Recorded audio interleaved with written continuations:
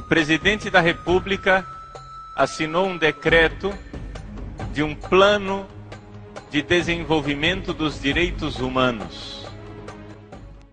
A nova lei que o presidente Lula assinou sem ler passou pelo crivo direto da ministra da Casa Civil, Dilma Rousseff, virtual candidata do PT à presidência da República, dos ministros da Justiça, Tarso Genro, da Comunicação Social, Franklin Martins, e dos Direitos Humanos, Paulo Vanucchi. Um dos documentos com maiores sandices que eu tive a possibilidade de ver nos meus 51 anos de advocacia e nos meus 49 anos de magistério de direito.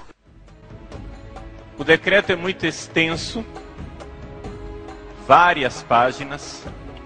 O português é jurídico, difícil de leitura. Mas o que o decreto faz é o seguinte: ele cria duas categorias de cidadão. Existem agora, a partir do decreto de Sua Excelência o Presidente, dois tipos de brasileiros.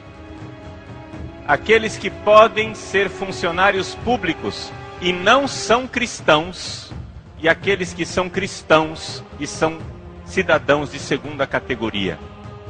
Essa é a consequência desse decreto. O decreto provocou duras críticas da sociedade e uma forte reação dentro do próprio governo. Para os especialistas, se for aprovada da maneira como está, a lei será o mais duro golpe contra a democracia desde o fim da ditadura militar. O decreto quer colocar algemas nos cristãos e tornar o cristianismo nesse país praticamente ilegal. Porque, através desse decreto, nenhum funcionário público pode ser contra o aborto.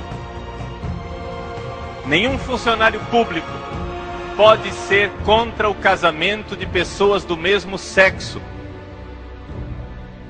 Nenhum funcionário público pode ser contra invasões despropositadas de terra.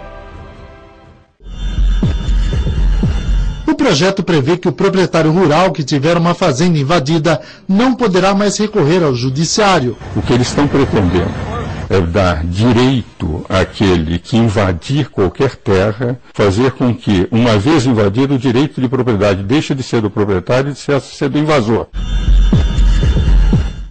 Esse decreto do presidente da República cria cidadãos de duas categorias. Aqueles que poderão ser funcionários públicos, se forem cristãos, serão cristãos com as mãos atadas, cristãos de amarras, algemas, mordaça. O senhor presidente da República decretou que ninguém pode ser cristão e servir esse país. Se não pode haver mais símbolos religiosos, nós temos que mudar o nome da cidade de São Paulo. Todas as cidades que têm nomes de santos não poderão mais ter. A gravidade desse decreto, a gravidade desta decisão, não está minimamente à altura do barulho que nós ouvimos na mídia e do barulho que nós ouvimos feito pelos senhores bispos do Brasil, que graças a Deus estão protestando, mas não estão protestando com a veemência que deveriam protestar. Estamos vendo a instauração dos pressupostos de uma futura ditadura. Será criada uma comissão para controlar o conteúdo dos meios de comunicação. No momento em que se elimina a liberdade de imprensa, nesse momento nós estamos perante efetivamente o início de uma ditadura.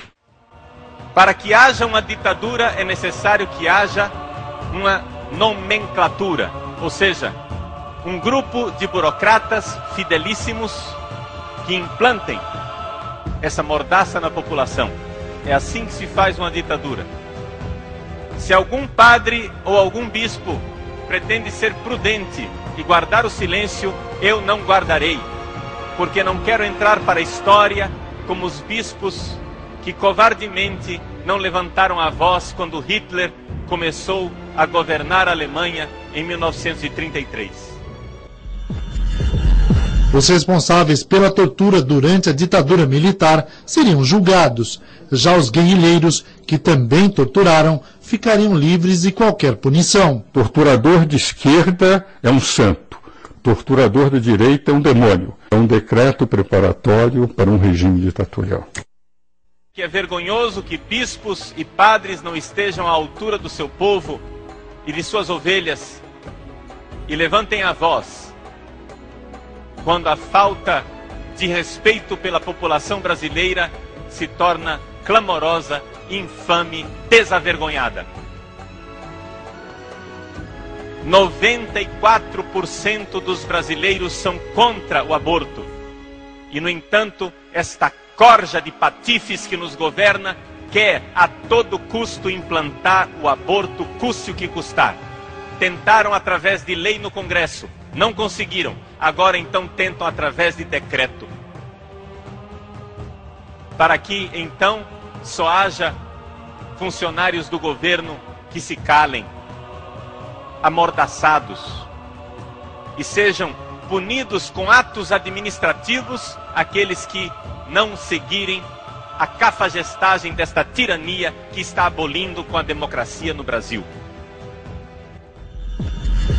Um novo imposto sobre grandes fortunas seria instituído. É um imposto que afasta investimentos, porque aquele que formou um patrimônio, depois de ser tributado em todas as operações, ainda vai ser tributado no seu patrimônio pessoal. As prostitutas contariam com direitos trabalhistas e carteira assinada. Isso não é profissão. Na prática, o que os verdadeiros direitos humanos é tirar essas moças do que elas estão fazendo e dar profissões dignas a elas. Eles irão repetir a ladainha de sempre de que a nossa religião é um fato privado e que ninguém deve usar a sua religião para colocar as políticas públicas. O problema é o seguinte: o ateísmo também é uma atitude religiosa. O ateísmo também é uma religião. O ateísmo também é uma forma de se relacionar com o fato religioso. Uma minoria de ateus desavergonhados querem amordaçar a maioria dos cristãos deste país. Porque viver como se Deus não existisse também é uma atitude religiosa. Por que impedir os cristãos desse país, de longa tradição cristã, 5 séculos de cristianismo, de manifestarem publicamente a sua religião, porque um grupelho de ateus imorais não querem ver a nossa piedade e a nossa religião? É algo simplesmente inaceitável, é algo diante do qual nós não podemos nos calar. Como pastor de almas, eu preciso dizer isto. Eu preciso dizer que não irei me calar diante de uma política do governo que quer implantar o aborto custe o que custar, porque eu não quero carregar na minha consciência a mortandade de milhões de crianças que se seguirá a esta política genocida. Como pastor, eu devo erguer a minha voz contra um governo que quer a todo custo equiparar o casamento heterossexual único e indissolúvel a uma união de pessoas do mesmo sexo. Isso é uma afronta, isso é um insulto